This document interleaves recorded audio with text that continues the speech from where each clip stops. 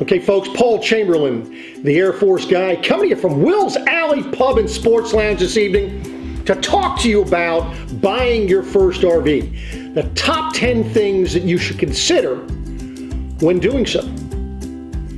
So let's get on to this.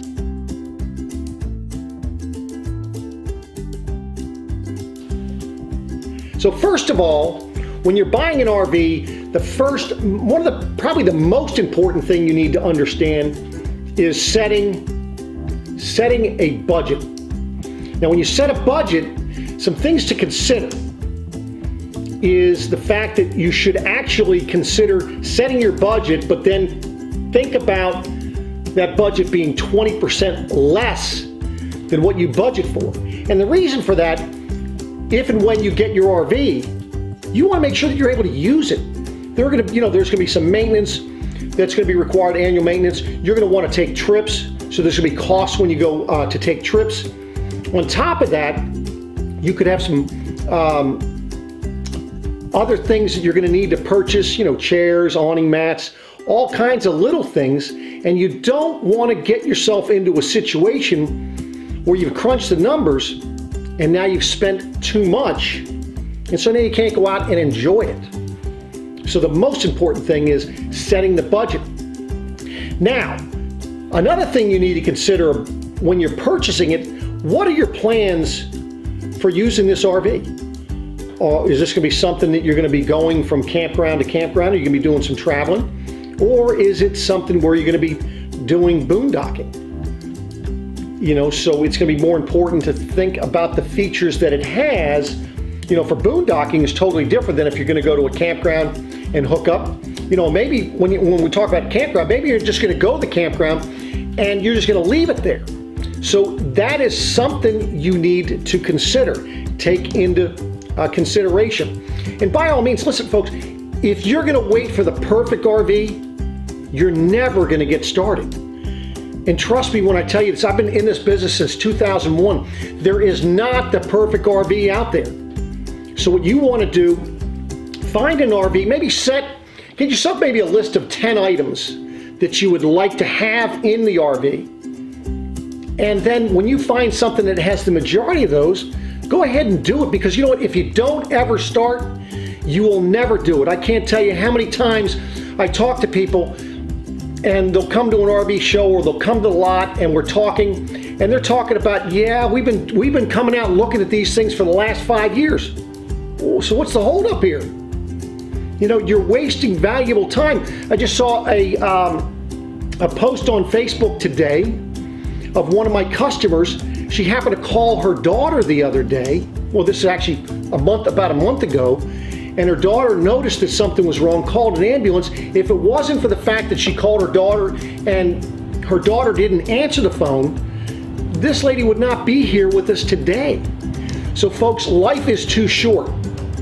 By the same token, I've had customers come into me, and typically it's been the wife in these cases, where they say they've been planning this for years, that once they retire, they're going to go ahead and buy an RV. And what happens? They retire, they start planning things. Next thing you know, he passes away. Now I'm speaking to the wife, it's like 2 or 3 years later, and they're like, you know what, I'm just going to go ahead and do it. So folks, keep in mind, look at that. Get out a yardstick, not a yardstick, but get out a tape measure. Look on that tape measure. Where are you on that tape measure? And keep in mind, look at life expectancy. How much longer do you have? And remember, tomorrow is never promised, so keep that in mind. So, next thing you want to consider is the length of stay. Are we talking about something you're going to go out and use it for just weekends? Maybe extended weekends? Or is this something you're going to do, weeks at a time, months at a time? Because those are some considerations to think about. Now, with that in mind, folks, I do know of people that have stayed in the pop-up for 2 years. They've actually lived out of a pop-up. I have customers that are living out of little teardrops. Have customers that are living out of big fifth wheels, so it runs the gamut. It comes down to what you are comfortable with. And so look at those parameters and think about that.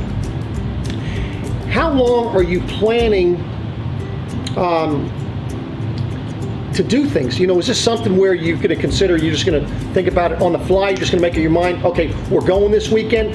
Or is this something that you sit back and maybe at the beginning of the year, you're planning your whole season? So those are some other considerations. So that's number 4. Number 5. The number 5 question or thing you need to consider about is, what is the distance between your destinations?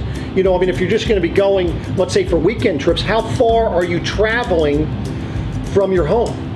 You know, general rule of thumb when you travel, to make it so that it's not too much drain on you and the family, is don't drive longer than 3 hours at a time.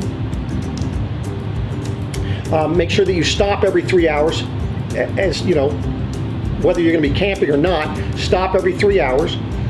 Also, your day is done at 3 o'clock in the afternoon, so you are going to be to your destination at 3 o'clock in the afternoon. On top of that, stay there a minimum of 3 days. So it's a 3 rule. So you're not going to drive more than 3 hours at a time. Your day is complete at 3 in the afternoon. So whatever your destination, make sure that destination is by 3 o'clock that afternoon, depending on what time you're leaving that day. And then stay there at least 3 days. I have talked to people that have taken trips, let's say from the East Coast over to Alaska, and they're stopping overnight. You know, they'll pull into a campground at maybe 5, 6 o'clock in the evening, and they're packing up and leaving the next day. And they say that is just exhausting, and you're not able to enjoy your trip. So keep that in mind.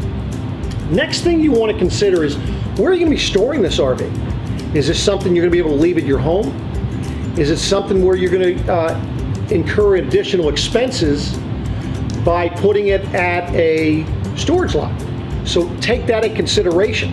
And also, where's that storage lot going to be compared to where your home is? So how far do you need to travel? So that's number 6.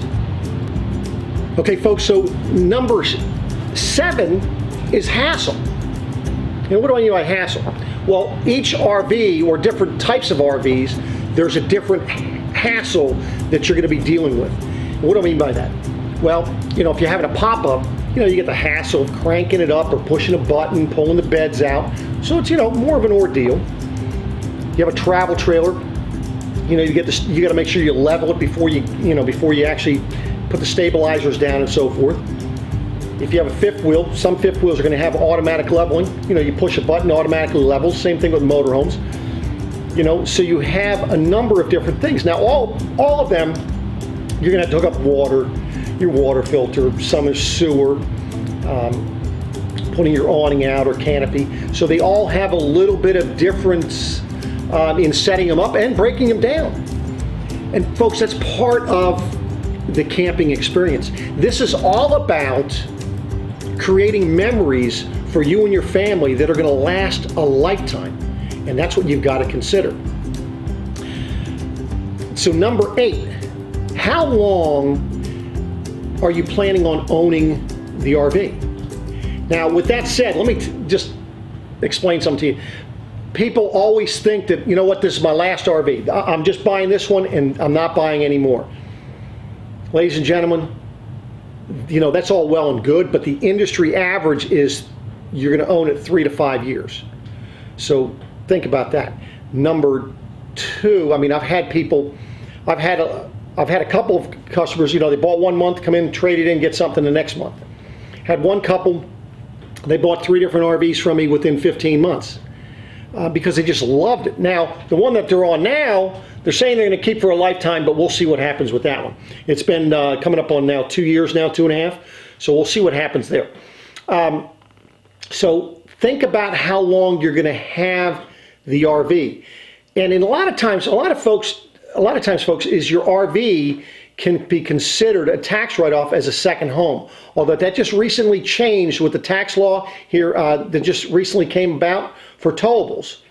Although the RVIA is going to be working to try to get that technical error corrected. So we'll see what happens with that. So length of ownership. Number 9, and boy, I'll tell you, this is important, people, the length of the RV. Now, obviously, if you're buying a teardrop or if you're buying a pop-up, you know, those aren't going to really be that big a deal. If you're buying a Class B, the length's really not going to be that critical. Now, why do I say length of RV?